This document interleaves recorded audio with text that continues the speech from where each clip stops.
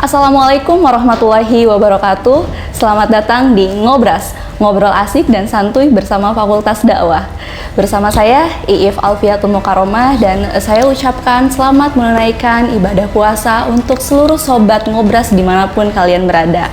Tentunya nih, sebelum kita ngobrol dan berbincang-bincang bersama narasumber kita hari ini, tentunya kalian yang belum subscribe sekarang juga, dan jangan lupa like and comment agar channel ini terus berkembang dan juga memberikan konten-konten yang positif.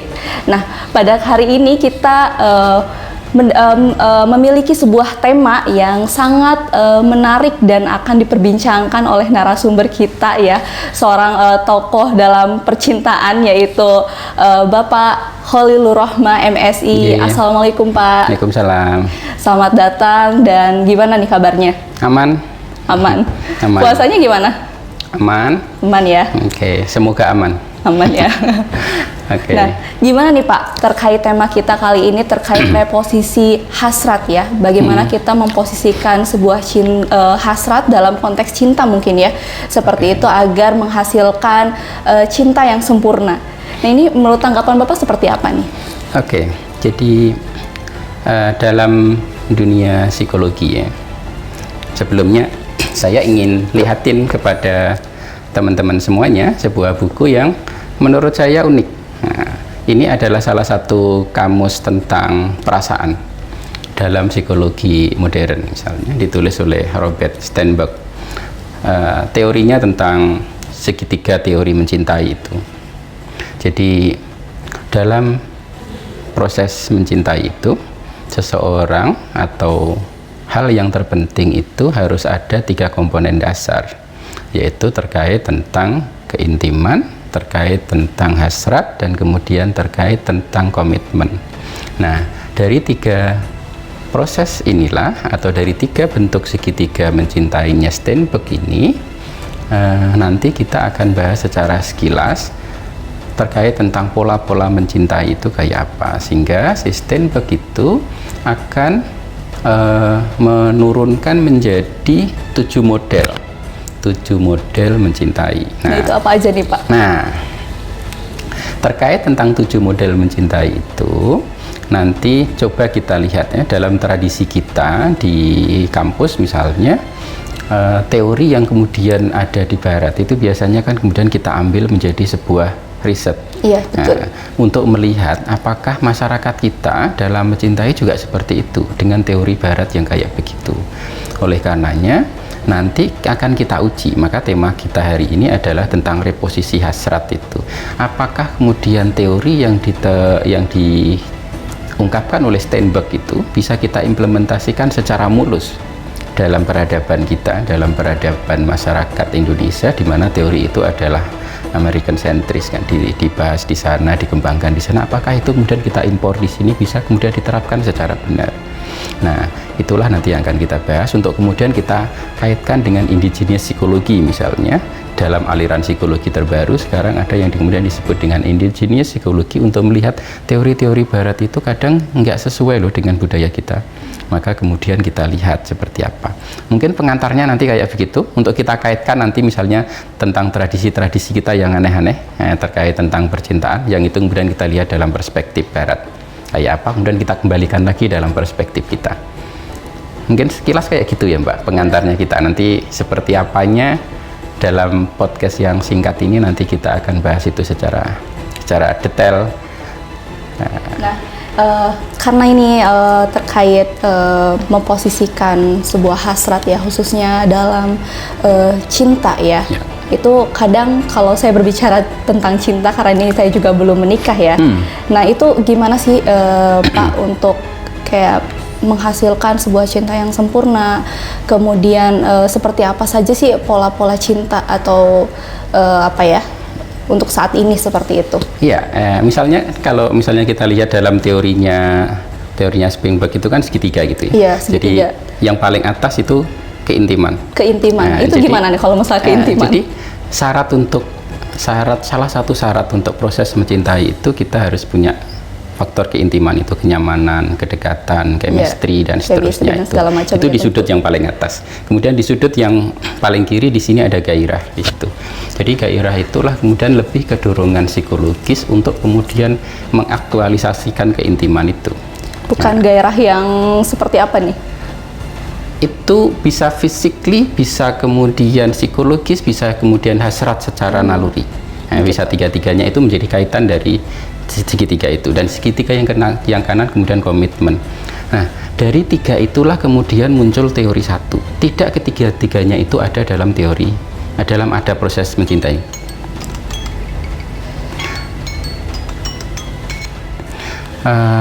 Contoh kasus misalnya, Mbak Iip yang belum menikah itu tentu masuk dalam kategori tiga itu. Apakah kemudian tiga itu semuanya ada? Belum tentu.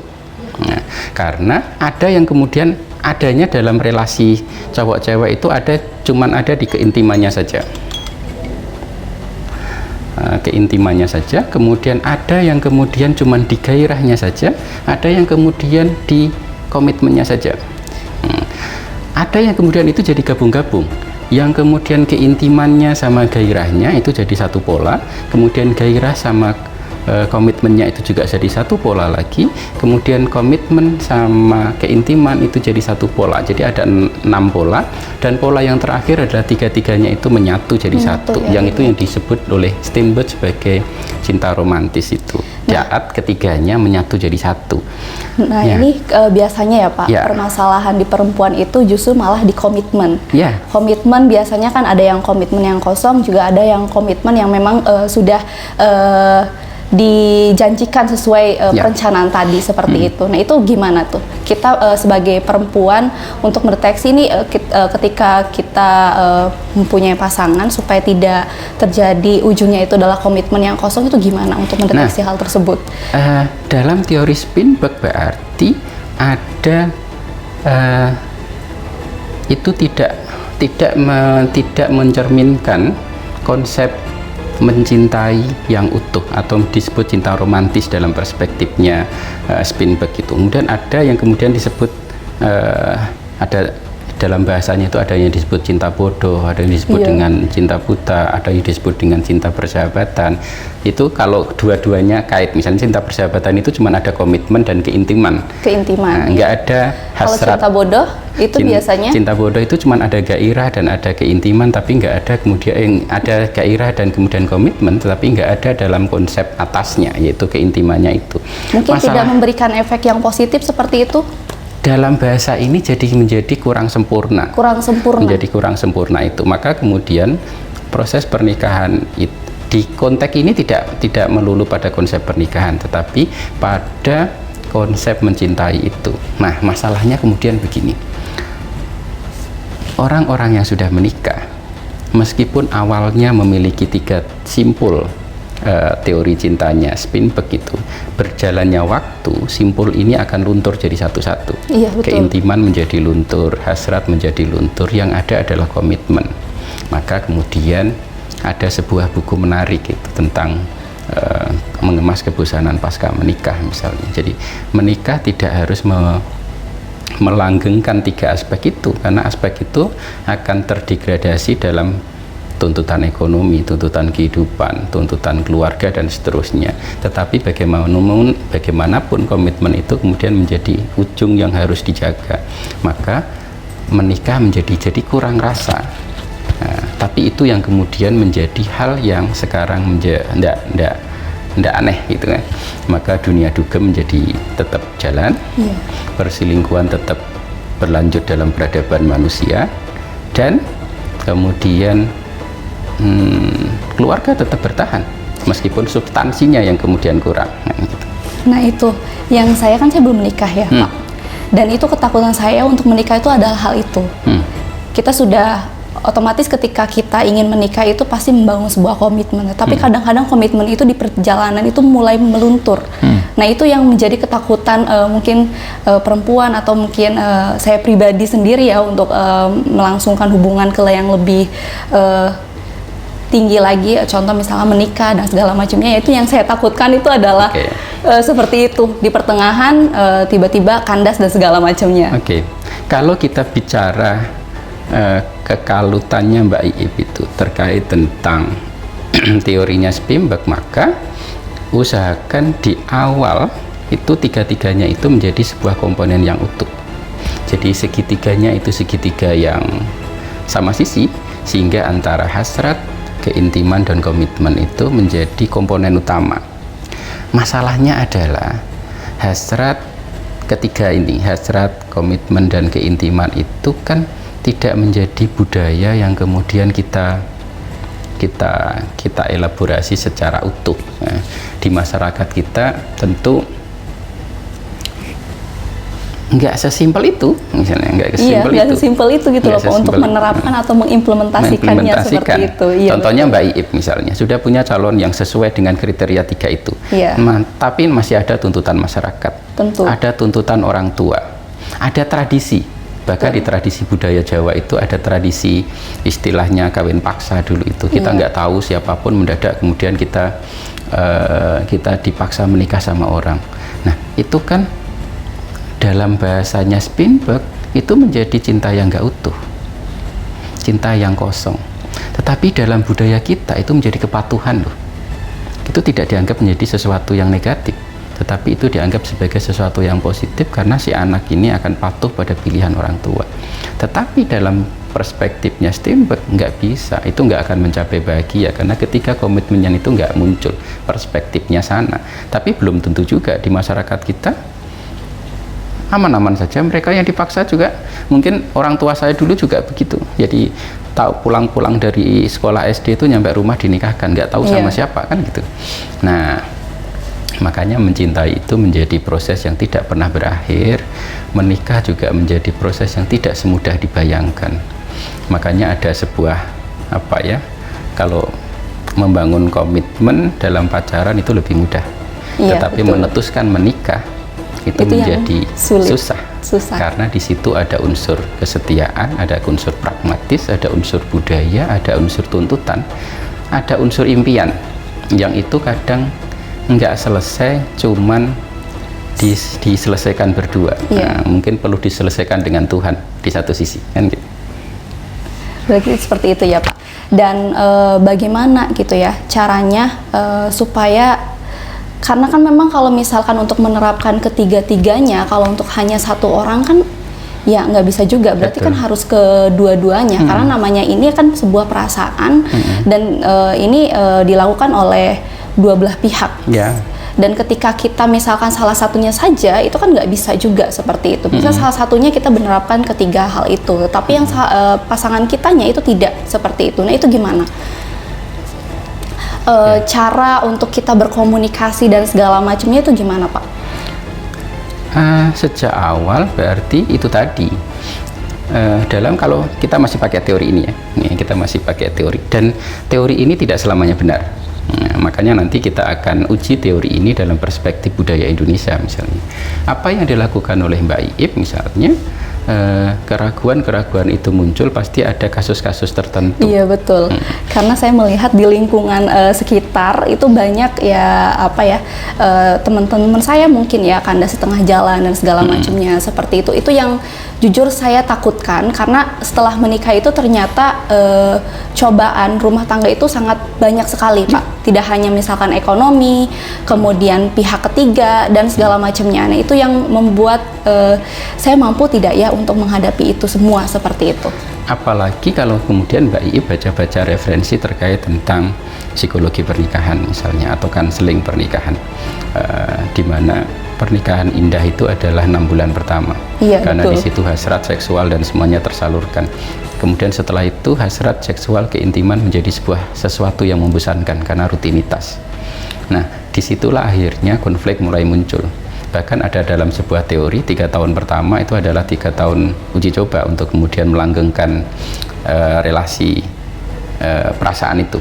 Kalau kemudian 3 tahun test case itu nggak berjalan mulus, maka keempat disitulah ada kemudian perselingkuhan. Meskipun perselingkuhan itu pada aspek psikologis, aspek perasaan, aspek keinginan, baru kemudian tahun-tahun berikutnya itu menjadi sebuah tindakan formal, dan kemudian perceraian menjadi sebuah pilihan. Iya, betul. Nah, memang itu dalam teori keberagamaan misalnya, bahwa hidup memang kan pilihan untuk memilih, di mana hidup adalah pilihan untuk menyelesaikan masalah. Saat Mbak Iip misalnya nggak memilih pilihan, berarti permasalahan itu akan muncul seterusnya. Iya, akan muncul seterusnya. Tetapi saat milih pilihan itu juga harus berkonsekuensi pada tanggung jawab terhadap pilihan itu, yang mungkin air mata menjadi solusi di akhirnya, atau bahagia menjadi ujung. Air mata dan bahagia bisa beriringan, tetapi juga bisa datang satu-satu. Nah, disitulah sebenarnya cerita kehidupan orang itu menjadi berbeda. Makanya bagi kita misalnya yang bergerak dalam dunia akademis akan selalu menghargai kehidupan seseorang, meskipun apapun yang terjadi, apapun ceritanya, ada makna di balik itu. Nah, mungkin dari situ Mbak Iip mulai bisa mengambil apa ya? Ya, mengambil kesimpulan dan segala macamnya, resolusi ya. hidup, resolusi hidup untuk menentukan pilihan itu kayak apa.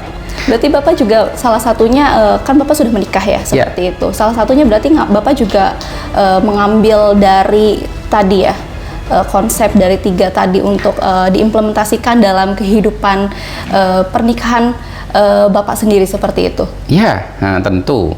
Apalagi kita sebagai akademisi kampus misalnya, di bidang konseling misalnya, tentu kita ambil teori-teori barat misalnya terkait tentang hubungan, membangun relasi, dan yang terpenting kemudian adalah menurunkan ego dan kemudian mengakui kesalahan, itu menjadi hal-hal penting. Iya sih Pak, kalau misalkan kita salah satunya merasa benar, itu persoalan itu tidak akan selesai. Justru kalau kita ditambah juga kesediaan untuk meminta maaf, itu menjadi sesuatu yang penting, Pak. Karena saat kita menurunkan ego tetapi nggak mau meminta maaf, itu kadang juga menjadi problem, selain juga mau menerima secara utuh. Nah, terkait tentang itu sebenarnya kita perlu jernih melihat misalnya di tradisi Indonesia itu ada sesuatu yang unik-unik. Misalnya kalau Mbak Iip itu main-main ke Sade, suku Sasak di Lombok misalnya. Di Lombok. Nah, kalau saya suka sama Mbak Iip itu, maka nggak boleh kemudian seperti tradisi kita di Jawa, datang ke rumahnya, ditembung ke orang tuanya. Itu bagian dari sebuah hal yang tidak eloknya.